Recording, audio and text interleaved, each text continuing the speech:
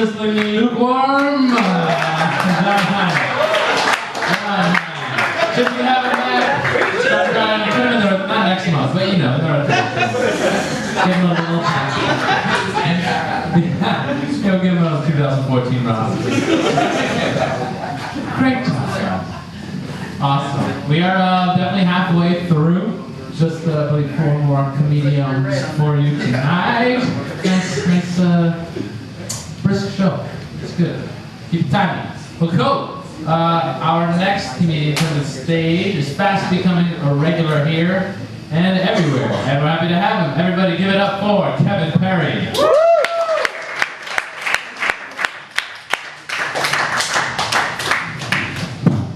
Sweat Records, what's happening? Woo! I swear to God, when I was walking by, I heard somebody yell like, "Hey, that cracker has a flavored water." Welcome to Miami. Most people don't know this about me, but I actually graduated from Florida State. Woo! It's not what you think. I actually graduated from the Florida State Prison GED class of '93. We are somebody. They had this big ceremony for us and everything in the chow hall. They were playing Whitney Houston, R. Kelly, I Believe I Can Fly. The only problem was, nobody showed up. It was just the 6 of us standing around patting each other on the back. Hey Johnson, when you get out, don't look back, man. Your ability with long division, that shit's God-given, son.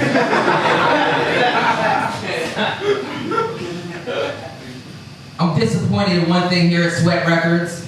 I noticed that they have 2 green monsters on the side of the building, but no Tupac. Sure, Biggie, no Tupac. Let me tell you something about Tupac, people. Tupac was so raw. Not only did he predict his own death, but he also predicted Twitter. Because in all of his songs, he's always like, "Follow me." Hashtag Hail Mary. You know, when I was younger, man, I was so into Tupac, man. I went and got all these cool-ass Tupac tattoos on me. Like I had Thug Life on my chest. I had Dear Mama on my arm. Dude, I even have a tramp stamp going across my lower back that says "Just me against the world." I had no fucking clue what a tramp stamp was when I got it. It didn't even become an issue until I went to prison. Some dude was like, "Hey, white boy, why don't you come back to my cell later on? We can make it me and you against the world." Like, no thank you, sir, you're not my type. But if I ever decide to, whatever. Start fucking shower with boxers all around me. Hey, but I like this shirt, man. I had to lose a lot of weight just to fit back into it. Like, I lost all the weight doing that new insanity workout. Y'all heard of this shit? It's when you go on a coke binge in the middle of a recession. It's like my muscles aren't getting any bigger, but let me tell you something. My nose, best shape of its life. It ran for 2 weeks straight. No breaks. The other day I was at Walmart because, look at me. And I was there looking for a new Spider-Man shirt because that's how I roll. And this dude from Loss Prevention, like the undercover security guard, this dude from Loss Prevention started following me around.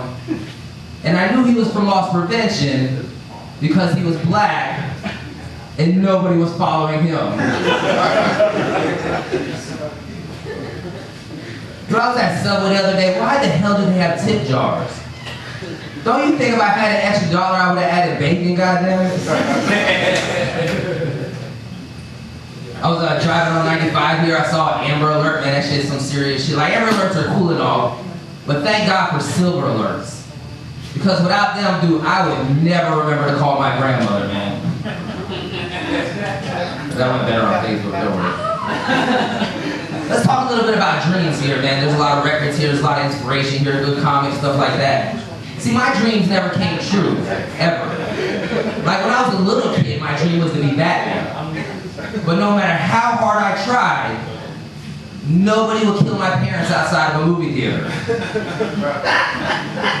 They did get robbed one time. Dude was like, give me all your money.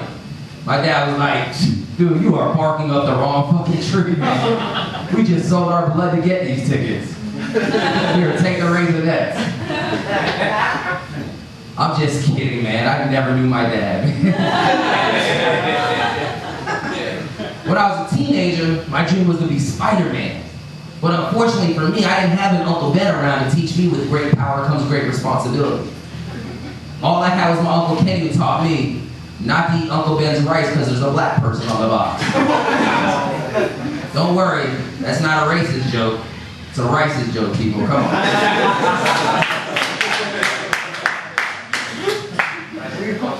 But my real dream was never to become a comedian. I'm only doing this shit because there's no background checks. My real dream was to work at Walmart, like my father before me, and his father before him. See, where I come from, you're laughing, but where I come from, the Perry name is synonymous with minimum wage and no expectations. I'm not trying to say we're white trash or anything, but the other day I went on Ancestry.com and found out our family crest is a goddamn food stamp, man. First place I tried to get a job when I got out of prison was Walmart. They wouldn't hire me. I was like, come on, man. Haven't I done my time? Don't people deserve a second chance? They were like, Mr. Perry, Walmart's not hiring you just because you've been to prison. Walmart's not hiring because you've been to prison for robbing Walmart. Security. But I know what it was, man. Dude, I spent a lot of time in prison, man, and I was behind the 8 ball when I got out. Dude, I didn't have any training. I didn't have any experience. Dude, I didn't even know what a resume was. Like, resume what? Never had a job before, people. All they gave me when they let me out was a piece of paper saying I didn't have AIDS. Great for picking up women. Not so great for picking up that second shift at Dairy Queen. One of the questions on the application was like, what is your best quality? I was like, well, I am not infected. Please see attached.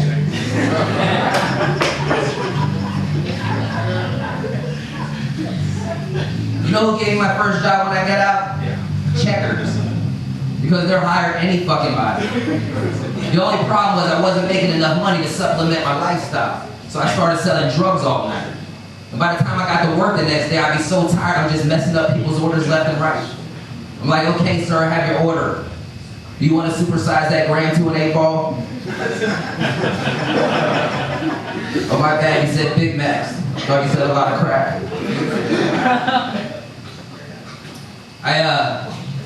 I'm married.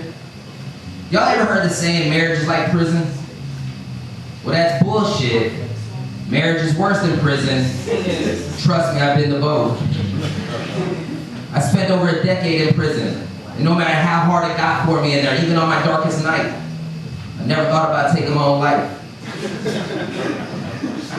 I haven't even been married 3 years yet. Think about killing myself every fucking day.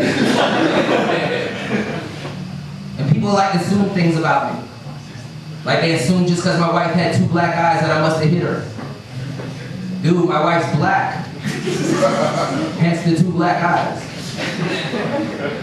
Besides, I would never hit my wife. Just my luck, they'll charge me with a hate crime. But if I learned nothing else in life, fellas, never forget this. Women are not pinatas. I'm gonna say it again.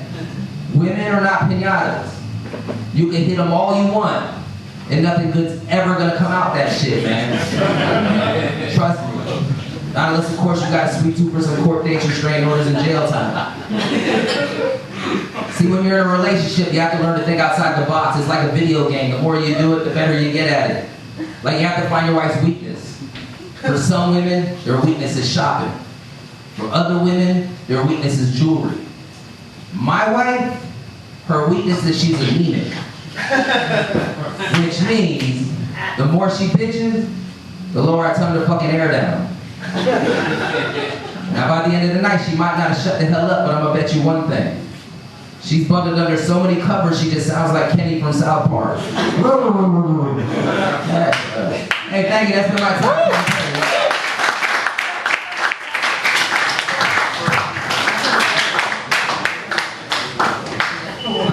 Give it up for Kevin Perry one more time. The hard luck hilarity of K. Perry. Who feels better about themselves? Everybody. Everybody in the audience.